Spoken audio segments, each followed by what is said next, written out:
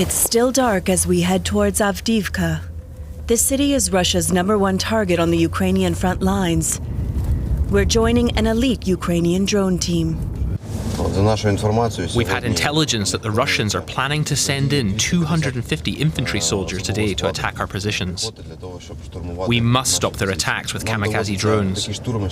If we send our infantry in to stop them, we'd lose a lot of people. Thanks to technology, we can prevent this, and a little piece of plastic carrying ammunition can do our job. Snow and ice as far as the horizon. Kamikaze drones like these cost just $1,000 to make. Cheaper and available, unlike ordinary artillery shells.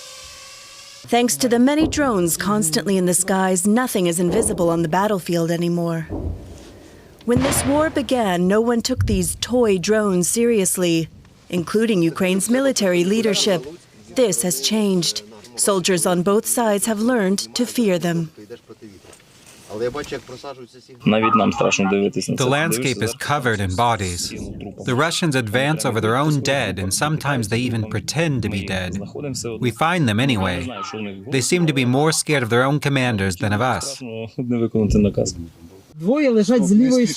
There's two of them lying on the left-hand side. Slow down, don't rush. Look at the middle of the screen.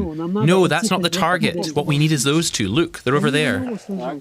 We need one of you to take over. It's a clear hit. Two Russian soldiers caught out in the open.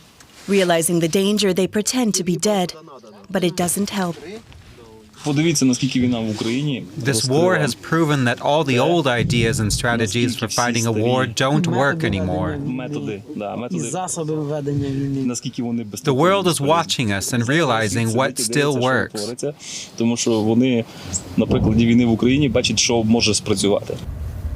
But this war isn't all just about high-tech.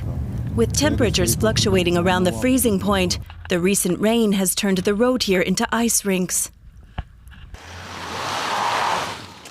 Our Jeep is just one of many stuck on the wayside, and even the best winter tires make little difference. This Ukrainian artillery unit has dug in near Bakhmut. What would Elon Musk make of it, soldiers ask us, laughing, as one of many mice emerges from behind one of Musk's Starlink internet terminals. In an age of satellite connectivity here on the front lines, they're still waiting for an innovation to properly defeat rodents. Given enough time, the mice nibble everything, from sleeping soldiers' fingers to computer cables. The cats we brought down here all ran off. They were too scared of the rats. Sometimes a weasel comes by and helps us out with the mice. I don't really mind the mice. They're harmless. At least it's some kind of distraction. With Russian drones ever present in the skies, this unit essentially lives in this dugout, unless they're out firing at targets. They spend their time here, in their self-made bunker. Of course, everyone is scared. But most people find a way to get used to it. Those who don't aren't forced to stay here, but transfer to other units.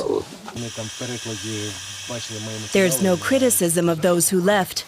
Some of the men we meet here used to serve in the infantry, just a few hundred meters from Russian positions. They chose to come here to the relative safety of an artillery position.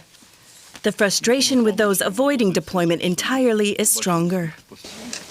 There's no point sitting around at home and saying you're sick or telling yourself I wasn't born to fight. No one is.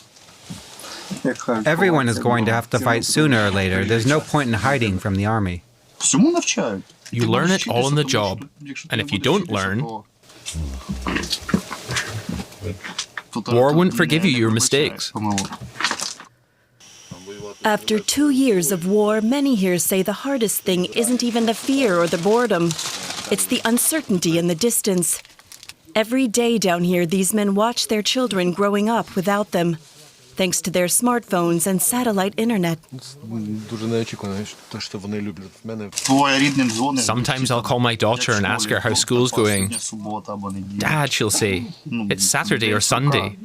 Down here you lose track of time. And no one can say how many more days their country will ask them to spend down here.